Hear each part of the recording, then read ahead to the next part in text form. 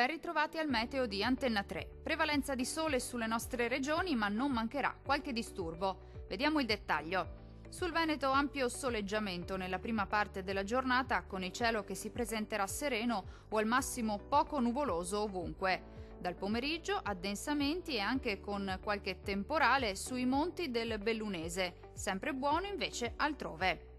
Temperature minime tra 13 e 18 gradi, massime comprese invece tra 23 e 29 gradi circa.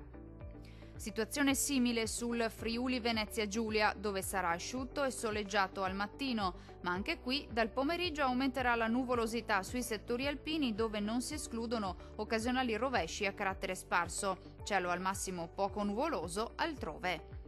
Temperature minime tra 15 e 17 gradi, massime oscillanti invece tra 25 e 27 gradi circa. Raggiungiamo infine il Trentino Alto Adige.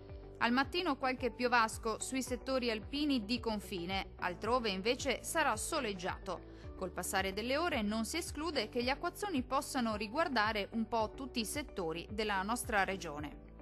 Temperature minime tra 11 e 13 gradi, massime comprese invece tra 27 e 29 gradi circa.